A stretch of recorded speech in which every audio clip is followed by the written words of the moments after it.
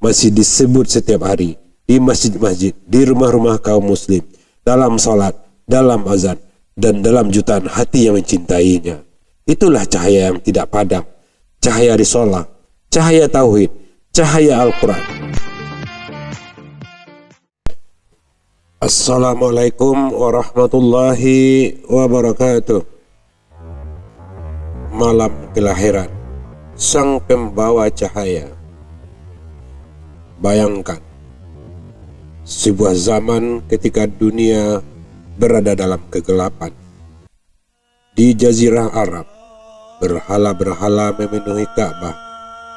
Kabilah-kabilah saling bermusuhan. Yang kuat menindas yang lemah.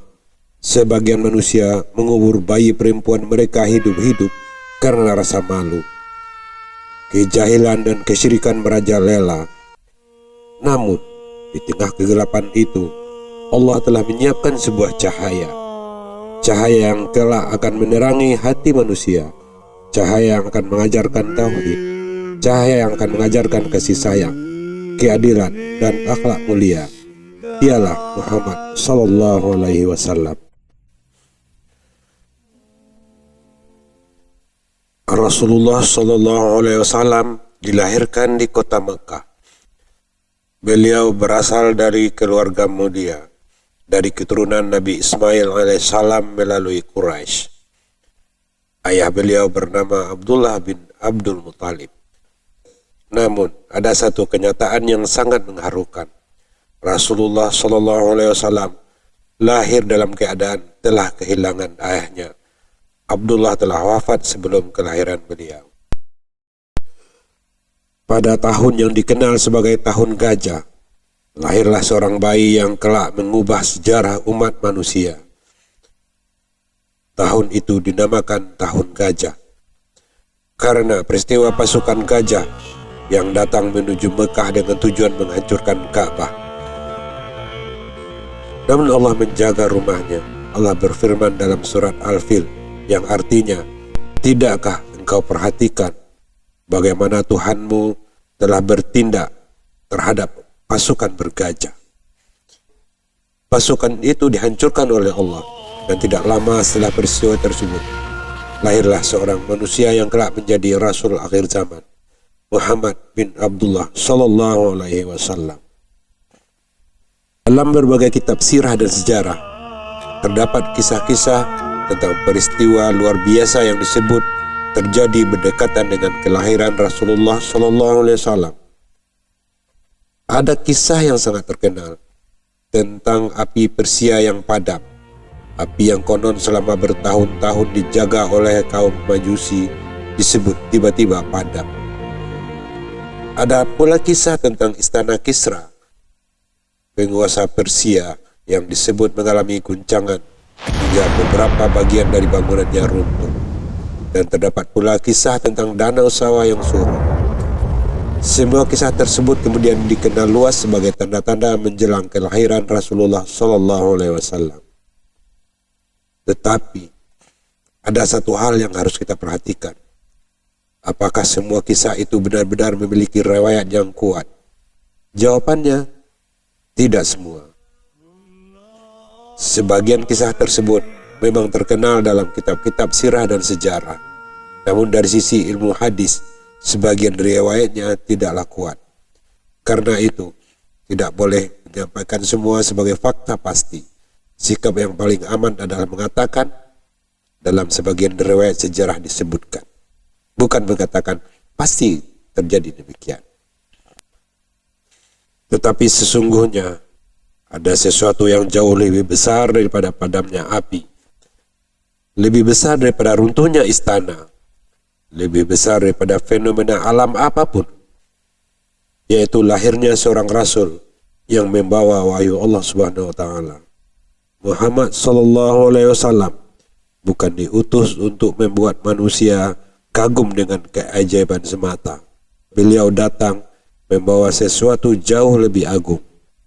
Tauhid, mengajak manusia meninggalkan penyembahan kepada makhluk dan hanya menyembah kepada Allah Subhanahu wa Ta'ala. Allah Subhanahu wa Ta'ala berfirman yang artinya, dan kami tidak mengutus engkau melainkan sebagai rahmat bagi seluruh alam. Quran Surat Al-Anbiya ayat 107. Perhatikanlah ayat ini. Allah tidak mengatakan bahwa Muhammad SAW hanya rahmat bagi bangsa Arab, bukan hanya Quraisy, bukan hanya untuk orang-orang yang hidup pada zaman beliau, tetapi rahmat bagi seluruh alam. Rasulullah SAW mengajarkan bahwa manusia tidak dinilai berdasarkan kekayaan, kedudukan ataupun keturunannya.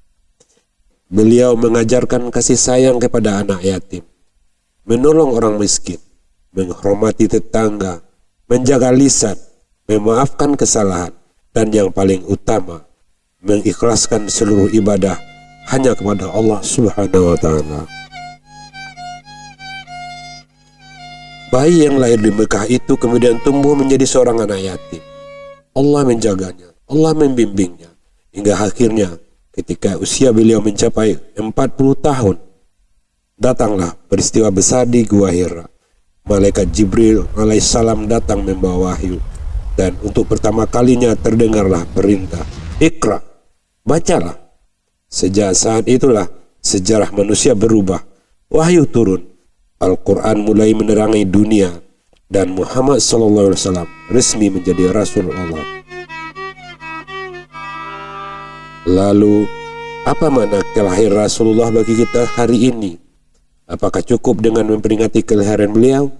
Apakah cukup dengan menyebut namanya? Atau apakah cukup dengan memperbanyak selawat? Semua itu adalah bentuk kecintaan yang baik. Tetapi cinta kepada Rasulullah SAW harus melahirkan sesuatu yang besar, mengikuti beliau, mengikuti akhlaknya, mengikuti sunnahnya, menjaga lisan sebagaimana beliau menjaga lisannya, menyayangi sesama manusia sebagaimana beliau mengajarkan kasih sayang, dan yang paling utama, mengikuti tauhid yang beliau perjuangkan. Lebih dari 14 abad telah berlalu sejak kelahiran beliau. Banyak kerajaan telah runtuh, banyak penguasa yang telah dilupakan, banyak manusia yang dahulu terkenal kini bahkan tidak lagi dikenal namanya. Tetapi Nabi Muhammad SAW masih disebut setiap hari di masjid-masjid, di rumah-rumah kaum muslim, dalam salat, dalam azan, dan dalam jutaan hati yang mencintainya. Itulah cahaya yang tidak padam, cahaya risalah, cahaya tauhid, cahaya Al-Quran. Semoga Allah menjadikan kita termasuk umat Nabi Muhammad SAW yang benar-benar mencintai beliau, bukan hanya dengan ucapan, tetapi dengan mengikuti ajaran dan akhlaknya. Allahumma salli ala Sayyidina Muhammad, wallahu alam bissawab.